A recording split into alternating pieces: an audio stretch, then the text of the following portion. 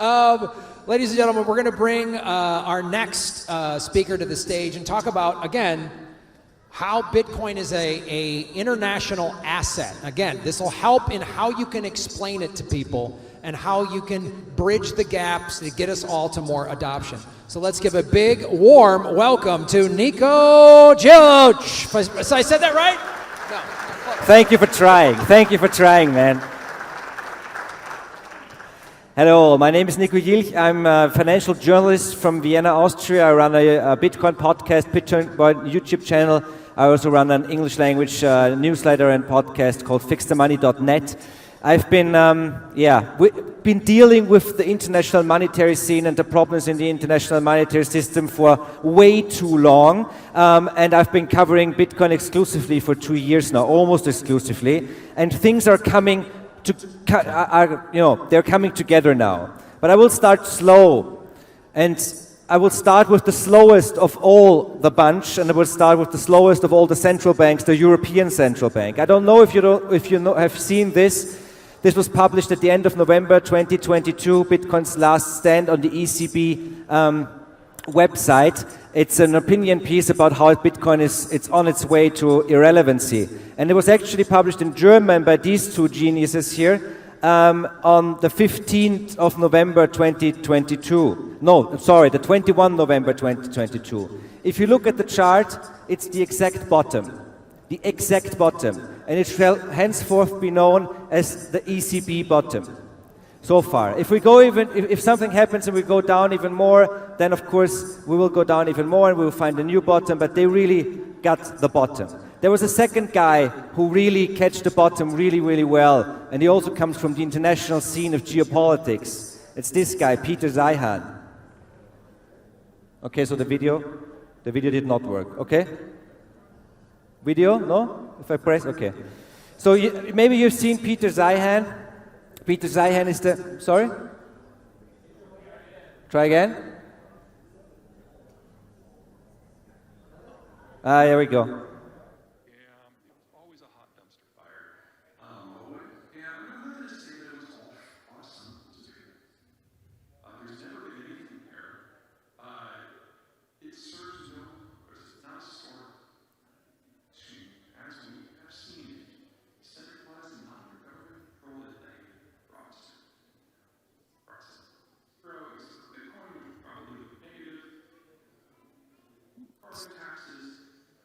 So I don't know what with the sound. I hope we can fix it because there are going to be a couple of other videos. Otherwise, I'll just have to, do the speech myself. So Peter Zeihan said Bitcoin is going to go negative because of the environmental problems and the environmental change. And he caught the last day of like this accumulation phase, the FTX phase. And then, of course, the Bitcoin price went up. It went up more than 100%, about 120% since the ECB bottom and the Zeihan bottom, or what shall be known as the Zeihan bull run, starting at the 1/8/23. So fast forward 300 days, Bitcoin is up 130%. It's the best performing asset year to date. It's the best performing asset of the year. An all-time high has been reached in many currencies. Let's look at the lira, the Turkish lira, for example. It's always hard to understand how Bitcoin works as an international asset. And of course, this is a word that came. It's a taxonomy that came from Larry Fink from Blackrock, and we'll talk about him in just a second. So what are the reasons for Bitcoin's rise in the last couple of months? Well, first of all, we have inflation. Fiat is falling. This is nothing new. I don't have to explain this to you. Then we have the halving coming up in about April next year. And then, of course, there is the ETFs. Now, in 2018, I had the chance to sit down with BlackRock's founder and chief executive officer, Larry Fink, in Vienna, and we had a talk for about 2 hours. I was working for a newspaper, Die Presse, back then, and he told, and of course I asked him about Bitcoin. I would ask all of the big wigs about Bitcoin, and he would say this. Let's see if it works. No? Okay. How do we do this? Okay, you put it.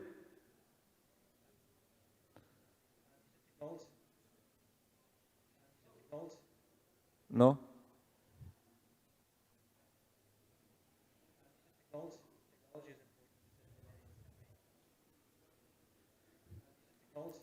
Okay, forget it. I'll just tell the story. Otherwise, it's gonna be too complicated.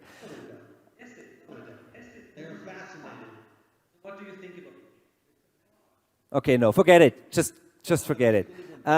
So the thing is that I did keep all my audio recordings from my interviews, and this made it, of course, to the web, to the interview as well. And he called Bitcoin a fraud. He said millennials are fascinated by it, they want to do something outside the system, but Bitcoin is going to go to zero once regulation comes. That were his words, not mine. 1 year later, I had the chance to sit down with another co-founder of Blackrock, Barbara Novick, and she asked me to cut the interview when I asked her about a Bitcoin ETF. She said, can we turn off the record? I don't want to talk about Bitcoin on the record. And then off the record, she would tell me, Blackrock is never going to touch Bitcoin. Well, if we fast forward to, well, is this going to work? No. Can you play this? Can you try? And also, I do believe the role of crypto is it's digitizing gold in many ways. Instead of investing in gold as a hedge against inflation, a hedge against the onerous problems of any one country, or the devaluation of your currency, whatever country you're in. Let's be clear, Bitcoin is an international asset. An international asset. It's not based on any one currency. And so it can represent an asset that people can play as an alternative. I would call the foundation of BlackRock is about hope. You invest for retirement because you believe tomorrow is better than today. Okay, so this is interesting for a couple of reasons. First of all, it was Larry Fink, the CEO of the biggest asset manager in the world, calling Bitcoin an international asset that transcends national currencies. He then went on to say BlackRock is about hope, and it sounded a little bit like Michael Saylor when he talked about Bitcoin being hope. And the really interesting thing is that he's not allowed to talk about Bitcoin. He says this in the beginning of every interview because they have the ETF application out now. He's always talking about crypto, but here he slips. And he's suddenly talking about Bitcoin. I go back now to 2020 because now that it worked, maybe it works again. Is this the video from 2020 or is this the same one? Can you try? Oh, okay. I'm sorry about this.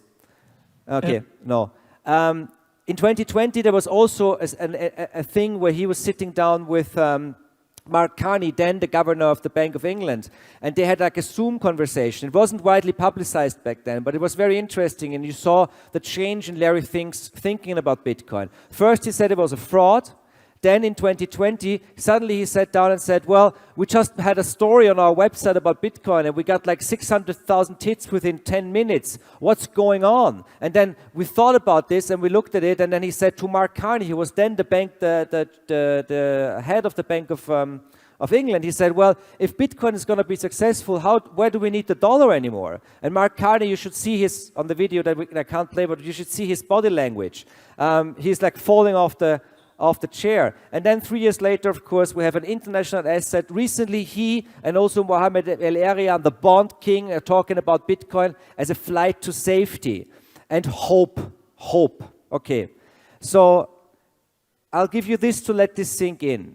We've come a long way from 2018, where we talked about fraud, and now we talk about international asset, we talk about hope, we talk about Bitcoin as a flight to safety. So yes, of course. What does this mean? Well, first of all, Larry Fink wants to make money, okay? Absolutely. He sees the opportunity to add another $1 trillion to his balance sheet. He's going to do that. Maybe BlackRock understands that Bitcoin as a store of value is a direct competitor to an ETF and index investing, because that is what people do with their money today, because you cannot save in money, right? Maybe he understands. Maybe he doesn't understand. He just wants to be first. It's very important to know that BlackRock were not the first ones to introduce a gold ETF. A gold ETF in 2004 was launched by State Street, and State Street, they also had to jump through all the hoops introducing this form of ETF, a commodity ETF backed by one commodity. So this is important to understand.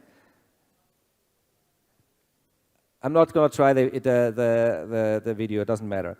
Even Bitcoiners underestimate the BlackRock story. I know all the arguments against BlackRock. I totally understand that all the skepticism, absolutely no question. But if Bitcoin is this revolutionary technology, the first digital commodity, the discovery of absolute scarcity, then of course BlackRock is going to react, and of course Fidelity is going to react, and of course the Federal Reserve is going to react, and the ECB is going to react. Of course they have to. I think that what we see right now in the US is very interesting. We have this window of opportunity from the perspective of, it seems, the administration with Gary Gensler, and it seems with BlackRock and the Wall Street establishment. Because what we have to understand is that Gary Gensler will be gone once a new president comes in, if a new president comes in. We don't know that, but there's a chance of that, right?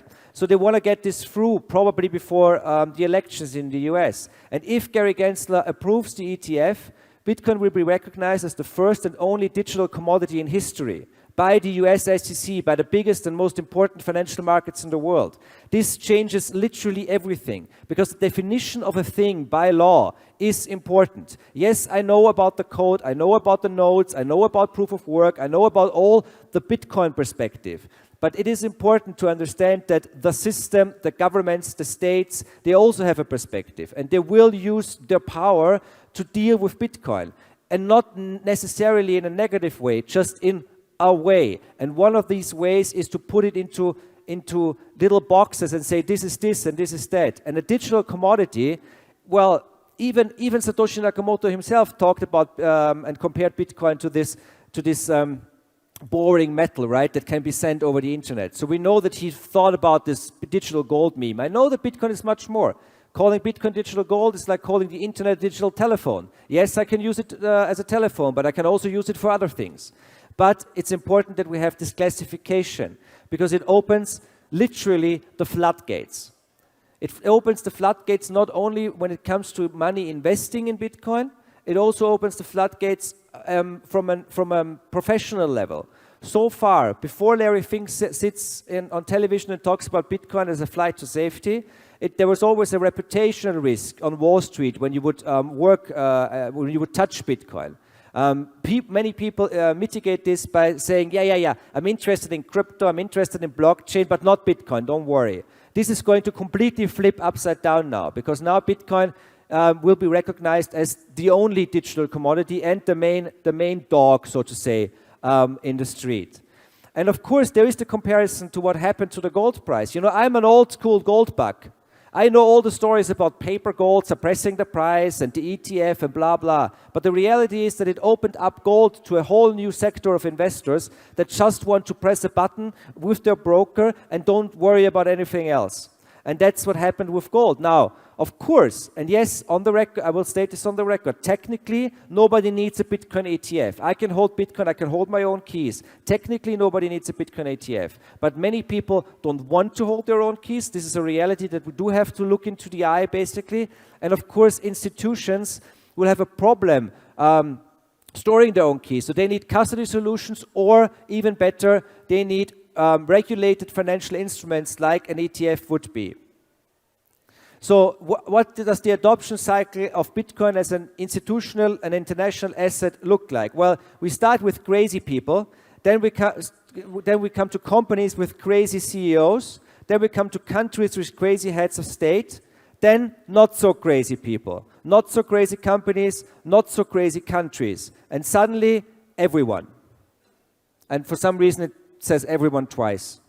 Gradually, then suddenly, you all know the meme. So what do we see suddenly? The tiny country of Liechtenstein is going to accept Bitcoin for its taxes. And yes, they're going to exchange the money to Swiss francs, which is their official currency. Liechtenstein, like El Salvador, does not have their own central bank. They use Swiss francs. El Salvador uses the dollar. Liechtenstein is going to do that, and it went around the world. I talked to the finance minister and prime minister of Liechtenstein, and he said, yeah, I don't want to talk about it anymore. All the crazy Bitcoiners writing all the crazy stories. We just do this because we want to look good, basically. Well, they look good in our eyes, and now they have to deal with it, and they are going to do this. And Liechtenstein, of course, is an important banking hub.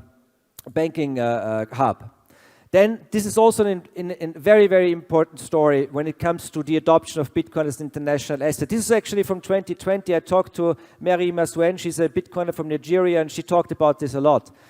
This is just one country, but it seems like companies in countries in Africa are using Bitcoin to pay for imports from China, which is interesting because Bitcoin is basically banned in Nigeria and Bitcoin is basically banned in China. And guess what? Entrepreneurs do not give a shit because there are so many. Because as a company in Nigeria, there's capital controls. You can only spend $10,000 a day, right? Well, first of all, you have to source the $10,000 because it's scarce in Nigeria. And second, for a company, of course, $10,000 is not nearly enough. So they use Bitcoin. Then we have the story of Bhutan getting into Bitcoin mining, realizing, well, we have all this energy there, just like Iceland. That's also in Bitcoin mining, right? We have all this energy there. Here in my country, in Austria, we have lots of hydro energy, but we are not, well, as smart or as innovative right now. Or you also see, when it comes to countries, you also see that the heads of state who are doing this, they need to be small countries, flexible countries, and heads of state that have a lot of power and a lot of political capital.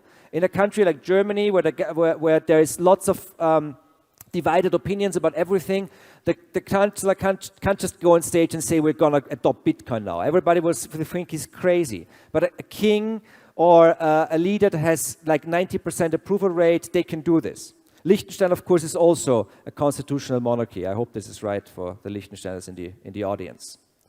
Oman is investing in Bitcoin mining. This story is not as spectacular as it looks at first. They're basically allowing investment, but still, it's something.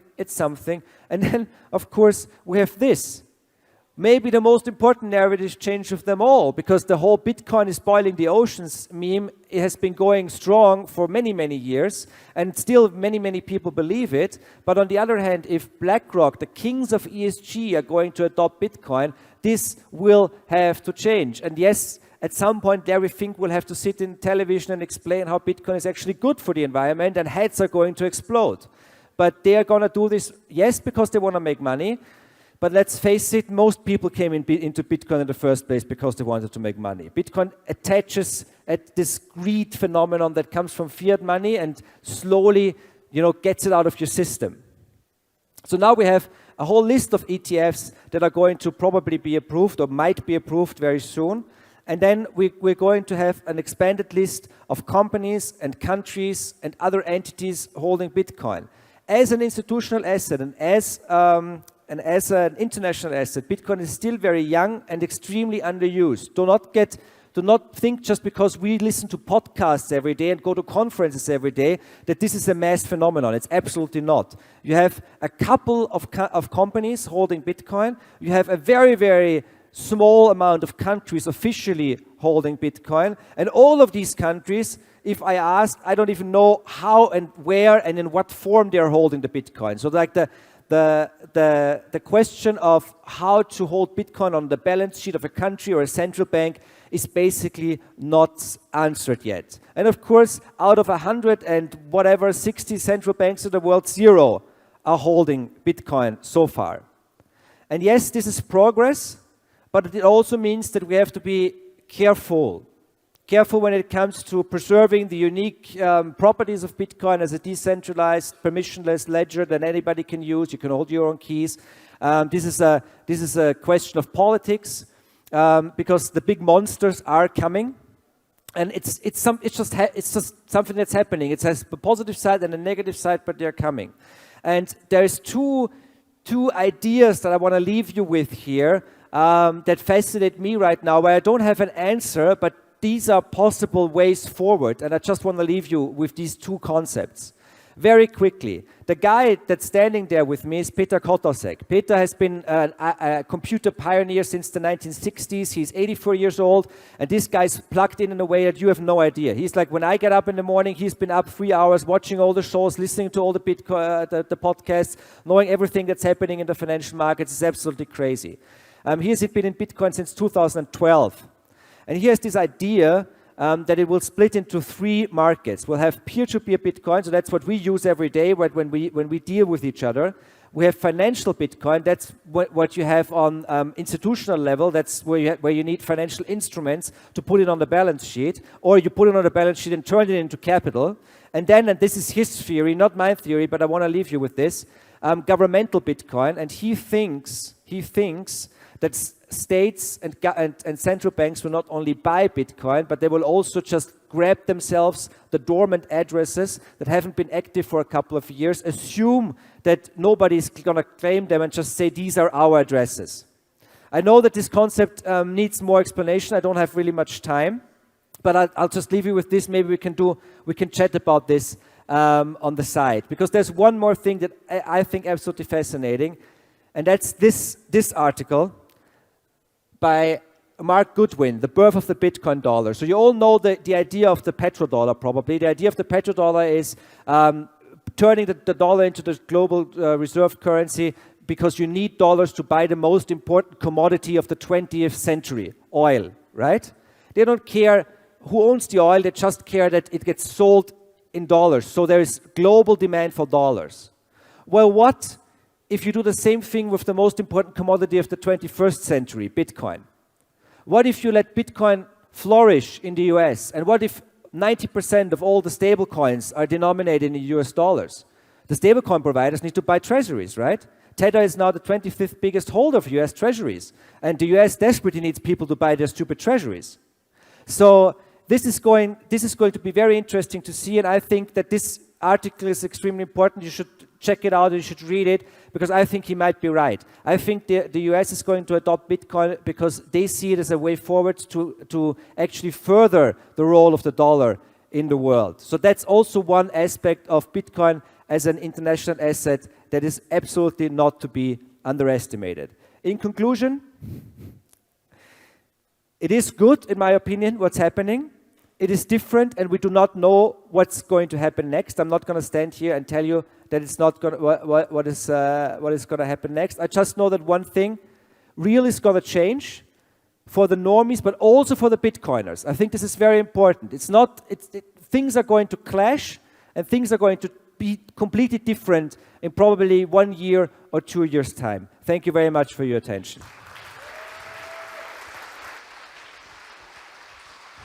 Thank you so much. Niko Jilch, ladies and gentlemen, round of applause for that gentleman. Dankeschön.